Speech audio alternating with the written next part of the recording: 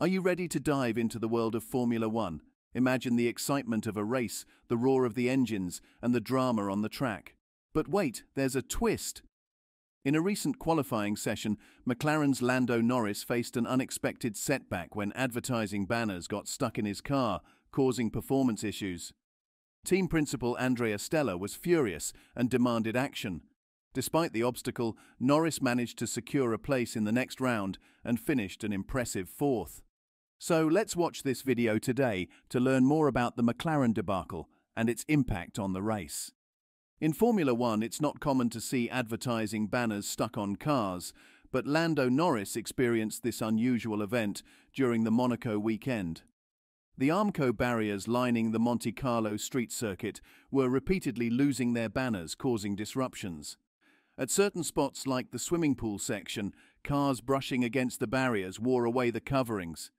However, at Mirabeau, Norris's car created such force that it sucked off a whole section of banners.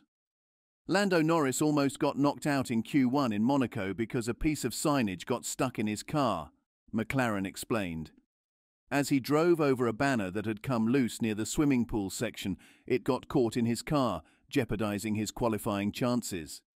McLaren estimated that this mishap cost them downforce, equivalent to 3 seconds of lap time. Thankfully, Norris quickly pitted, allowing the team to remove the tangled banners from under his car. This swift action meant he could continue with the same set of slightly used soft tyres and secure his spot in Q2.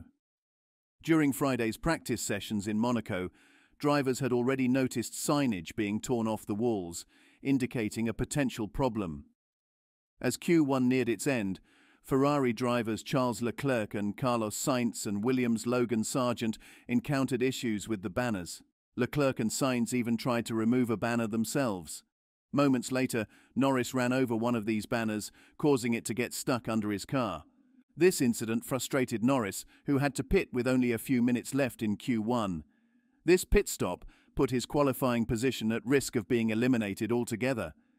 Expressing his frustration, Norris stated, "I had to pit for it to come off, and it just shouldn't happen in Formula One." He found the situation a bit absurd, especially considering that the drivers had raised concerns about it in the briefing earlier. "We said it was going to happen again, and they said they were going to fix it, but it obviously wasn't fixed," he added. The drivers' concerns about the banners had been brought up earlier, indicating that this wasn't an isolated incident. Despite assurances from the authorities that they would address the issue, it persisted, leading to Norris's unfortunate encounter during qualifying. Norris emphasized the need for a better solution than just using stickers for trackside advertising. He stressed that, while touching the wall is part of racing, it's unacceptable for it to potentially ruin an entire weekend due to loose banners. He said, "They need to come up with a better solution than just stickers.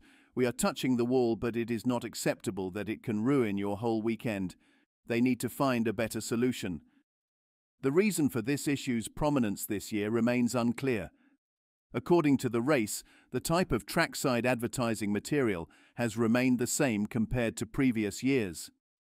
During qualifying, teams and drivers alerted the FIA about debris on the track caused by the loose banners. Max Verstappen even expressed surprise that the session wasn't red flagged. However, this lack of intervention was likely because the debris was either being moved off the racing line by passing cars or, in extreme cases, getting caught in the cars themselves. Charles Leclerc, who secured pole position, also encountered a similar incident to Norris during Q1, further highlighting the recurring problem with the banners. Norris explained how the sponsor sticker affected his lap during qualifying.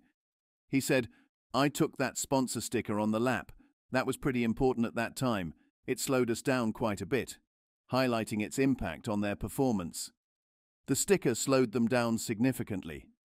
Following this, they had to pit to remove the sponsor banner from the front wing, which added to the challenge. Norris expressed his relief that there were no yellow or red flags afterward, as that could have further disrupted their qualifying efforts.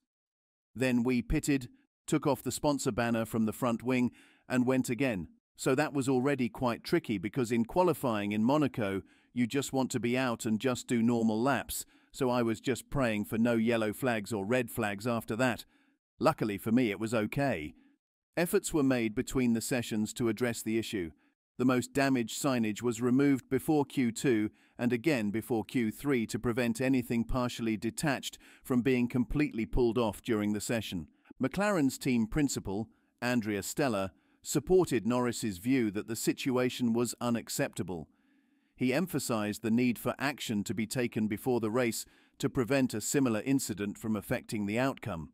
Stella stated, "What happened in Q1 is something that should not happen and is not up to the standards of racing circuits," highlighting the seriousness of the issue.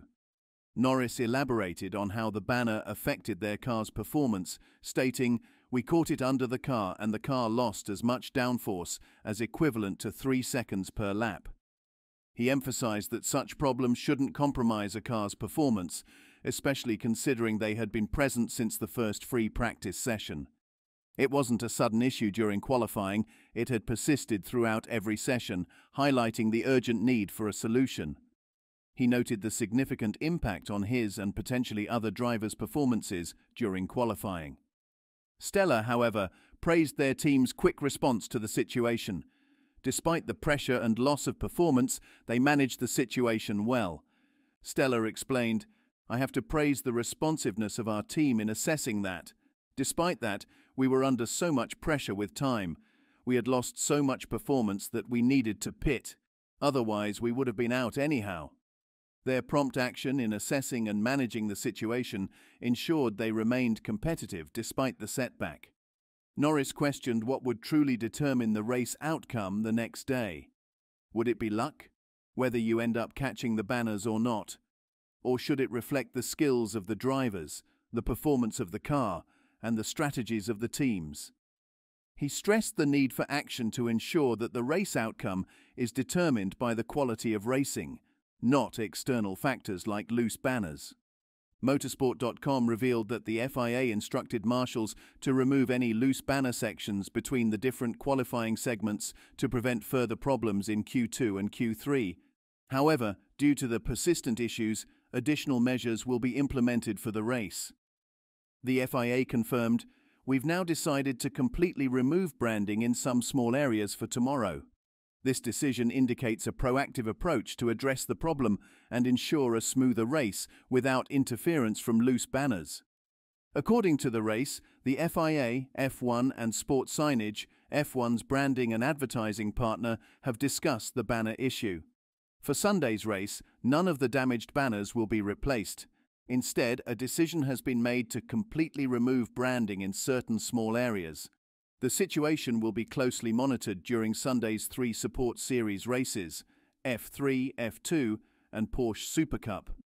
Depending on whether similar problems arise during these races, one option being considered is to remove all branding in trouble spots, such as the exit of the swimming pool section, before the Grand Prix.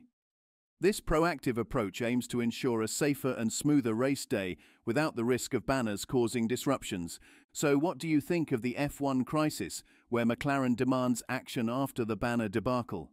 Comment below your views and subscribe for more such videos.